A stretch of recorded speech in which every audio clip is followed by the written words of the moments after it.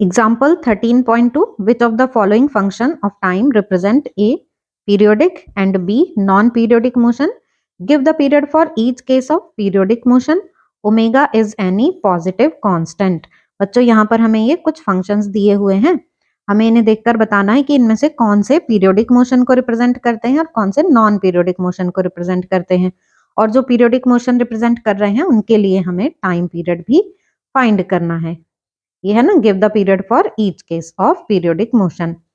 तो बच्चों पीरियोडिक और नॉन पीरियोडिक मोशन क्या होते हैं? Periodic motion which repeats itself after a fix interval of time. कोई मोशन अगर अपने आप को रिपीट कर रही है एक फिक्स इंटरवल ऑफ टाइम के बाद तो उसकी मोशन पीरियोडिक मोशन होगी, और रिपीट नहीं कर रही है फिक्स इंटरवल ऑफ टाइम के बाद तो नॉन पीरियोडिक मोशन होगी। जैसे प्लैनेट्स की मोशन है या फिर जैसे घड़ी के पेंडुलम की मोशन है, ये सब क्या है? पीरियोडिक मोशन है। ये एक टाइम के बाद अपने आप को रिपीट करती हैं। नॉन पीरियोडिक में ऐसे हो गया जैसे कि रोड पर गाड़ियां चल रही हैं, तो वो कोई पीरियोडिक मोशन नहीं है कि वो एक फिक्स इंटरवल ऑफ टाइम के बाद अपनी मोशन को रिपीट नहीं करती हैं। अब बच्चों यहाँ पर हम इन पार्ट्स को देखें तो यहाँ sign omega t plus cos omega t ये दिया हुआ है फर्स्ट पार्ट में। तो हमें पता है कि साइन एक्स हो या फिर कॉस एक्स हो, ये सब पीरियोडिक फंक्शन है। पीरियोडिक फंक्शन क्यों है? क्योंकि आप देखेंगे कि इनकी वैल्यूज रिपीट होती हैं टी टाइम के बाद, ये टी टाइम के बाद रिपीट होती हैं। जैसे साइनसॉइडल कर्व बनाते हैं ना हम, तो हम जैसे सपोज साइन एक्स के लिए ले रहे हैं तो यहाँ 0 से शुरू किया हमने, साइन 0 0, फिर साइन 91 यहाँ पर आ जाता है, फिर साइन 180 ये 0, फिर साइन 270 ये -1 आ गया, और फिर यहाँ पर 360 के लिए वैल्यू फिर से 0 हो जाती है, और उसके बाद फिर सेम साइकिल ऐसे ही चलने लगता है। तो मीन्स ये एक साइकिल कंप्लीट हो गया और यहाँ का ये आ गया टाइम पीरियड t। तो 0 से t के बाद फिर ये वैल्यू ऐसे ही यहाँ पर आ जाएगा 2t, ऐसे रिपीट होती चली जाती हैं t 2t 3t इस तरीके से। तो साइन एक्स हो या फिर कॉस एक्स हो, उनका ग्राफ इसी तरीके का आता है और ये पीरियोडिक मोशन को रिप्रेजेंट करते हैं। तो हम यहाँ पर देख सकते हैं फर्स्ट पार्ट में sign omega T cos omega t ये दिया हुआ है हमें, तो साइन ओमेगा टी भी पीरियोडिक फंक्शन है, कॉस ओमेगा टी भी पीरियोडिक फंक्शन है, जहां पे ये जो ओमेगा है ये क्या है? 2 पाई अपॉन टी होता है। तो यहां से हम टी निकाल लेते हैं, t is equal to 2 pi upon omega. दोनों के ही लिए ओमेगा है वैल्यू, मतलब दोनों का ही टाइम पीरियड कितना है? 2 पाई बाय ओमेगा। ओमेगा है बच्चों यहाँ पर angular velocity, omega is equal to theta upon t, और पूरे एक साइकिल के लिए थीटा कितना हो जाता है? 360 मीन्स 2 पाई, और एक साइकिल के लिए जो टाइम है उसको हम बोलते हैं टाइम पीरियड। तो omega is equal to 2 pi upon t, ये इस तरीके से आता है, और इससे टाइम पीरियड आ गया 2 पाई बाय ओमेगा। अब हम इसको प्रॉपर वे में लिख लेंगे। बच्चों यहाँ पर लिख लिया है हमने कि ये जो हमें फंक्शन दिया हुआ है f T sign omega t plus cos omega T periodic function है, क्योंकि ये 2 पाई का इंटीग्रल मल्टीपल है। 2 पाई के बाद वैल्यूज रिपीट होती हैं दोनों के लिए, और टाइम पीरियड निकालने के लिए दोनों की हम एंगुलर वेलोसिटी देख रहे हैं ओमेगा ही है, और ओमेगा क्या होता है? 2 पाई अपॉन टी। तो इससे टाइम पीरियड कितना आ गया? 2 पाई बाय टी आ गया दोनों के लिए। तो मीन्स इस फंक्शन का जो टाइम पीरियड है वो 2 पाई बाय टी है। अब इसको बच्चों हम थोड़ा सॉल्व करके देख लेते हैं, जैसे एनसीईआरटी में आंसर गिवन है ऐसे भी देख लेते हैं। ये तो हमने थियोरेटिकली एक्सप्लेन कर दिया। तो पीरियोडिक फंक्शन के लिए बच्चों हम इसको इस फॉर्म में लाना चाहेंगे, f t is equal to f t plus t. तो अगर हम इस तरीके से ले आते हैं तो मतलब ये टी यहाँ पर टाइम पीरियड आ गया, और इस टाइम के बाद, इस टाइम इंटरवल के बाद ये फंक्शन रिपीट कर रहा है अपनी मोशन को। F t is equal to sine omega t plus cos omega t. हम इसमें बच्चों ऐसा करते हैं, √2 से मल्टीप्लाई और √2 से ही डिवाइड कर देते हैं। तो यहाँ पर 1 upon √2 sign omega t plus 1 upon √2 cos omega t, ये आ गया। ऐसा किस लिए किया हमने? क्योंकि हमको इसको एक ही फंक्शन बनाना है, मीन्स हम ऐसे लाना चाहते हैं इसको, f t is equal to जैसे ए साइन ओमेगा टी, इस फॉर्म में आ जाए, इसलिए हमने यहाँ की एक फॉर्मूला बन जाए, √2 से मल्टीप्लाई और √2 से डिवाइड कर दिया। अब यहाँ 1 अपॉन √2 को बच्चों हमने लिख लिया cos पाई बाय 4, cos 45 की वैल्यू होती है ना 1 अपॉन √2, तो इसको cos पाई बाय 4 लिख लिया। साइन ओमेगा टी ऐसे ही रहा, इसको लिख लिया हमने साइन पाई बाय 4, और ये cos ओमेगा टी ऐसे ही लिख लिया। अब यहाँ पर हम ये देख सकते हैं कि ये फॉर्मूला बन गया है किसका? Sign A cos B plus cos A sine B. तो ये फॉर्मूला बन गया साइन ए प्लस बी का, sign omega t plus pi by 4। बच्चों हमें पता है कि साइन और कॉस के लिए वैल्यूज 2 पाई के बाद रिपीट होती हैं, तो हम इसमें 2 पाई ऐड कर देते हैं। तो ऐसे लिख लेते हैं इसको, omega t plus 2 pi plus pi by 4। ठीक है ना, क्योंकि 2 पाई के बाद वैल्यूज रिपीट होती हैं तो कुछ फर्क पड़ेगा नहीं वैल्यूज पर। अब हम इसमें से ओमेगा कॉमन ले लेते हैं, तो अंडर रूट 2 साइन, और यहाँ हमने ओमेगा कॉमन ले लिया, तो यहाँ आ गया ये T plus 2 pi by omega, और इधर ये पाई बाय 4। अब आप यहाँ पर देखिए कि ये आ गया T plus 2 pi by omega, means इसको हम लिख सकते हैं टी प्लस टी। ठीक है, इससे कंपेयर कर सकते हैं, तो जब हम इससे कंपेयर करेंगे तो टी की वैल्यू क्या आ जाएगी, 2 पाई बाय ओमेगा। तो देयरफॉर द टाइम पीरियड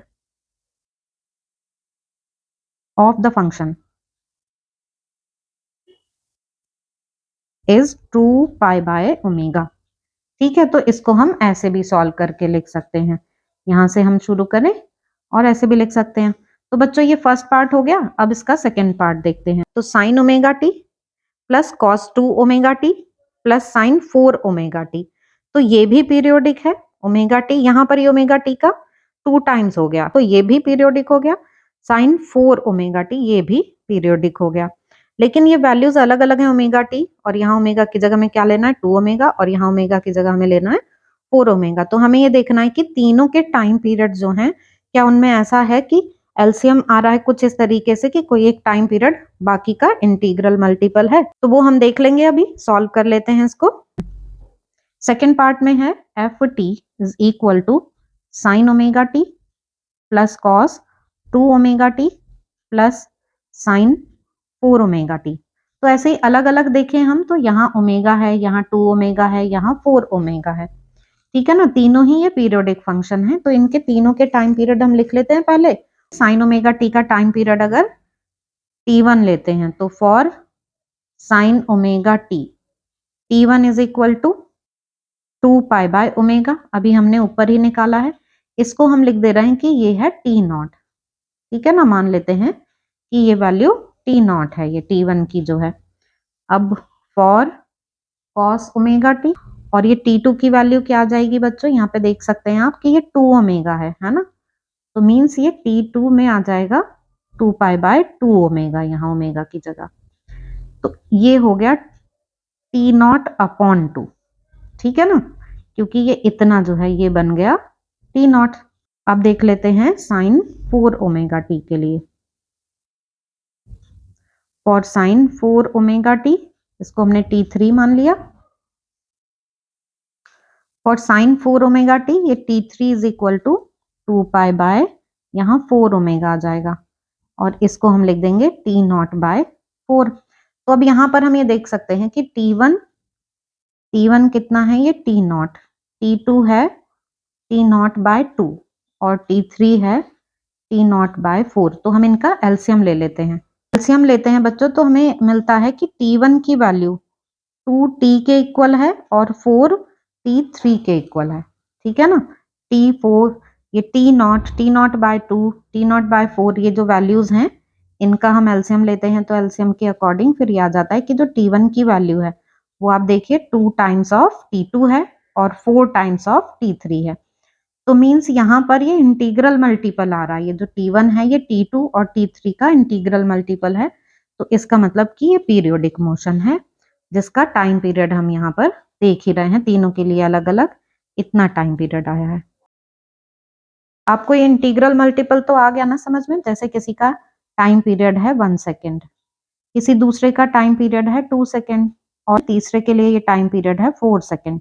तो यहाँ पर आप देख सकते हैं कि एक ने अपना एक राउंड कंप्लीट किया ये 1 सेकेंड में। ठीक है, तो जब ये दूसरा अपना एक राउंड कंप्लीट करके यहाँ पर आएगा, तो ये पहले वाला इतनी देर में अपने 2 साइकिल कंप्लीट करके यहाँ पे आ जाएगा, और ये थर्ड ये 4 सेकेंड में कंप्लीट कर रहा है, तो इतनी देर में ये करेगा अपने 2 साइकिल कंप्लीट, और ये कर लेगा 4 साइकिल कंप्लीट, और फिर ये तीनों ही यहाँ पर आ जाएंगे।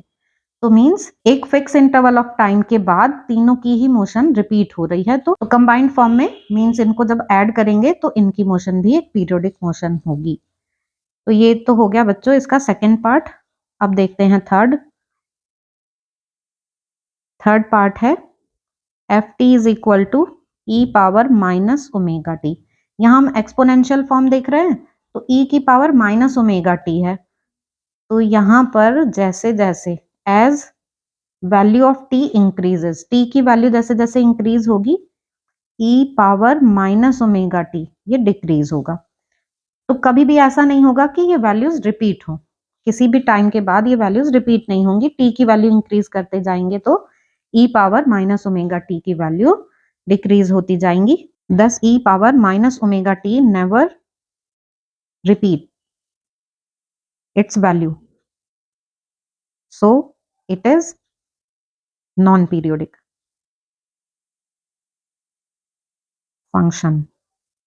तो e power minus omega t की वैल्यू कभी रिपीट नहीं होगी, इसलिए ये एक नॉन पीरियोडिक फंक्शन है। फोर्थ पार्ट है इसी तरीके से f t is equal to log omega T.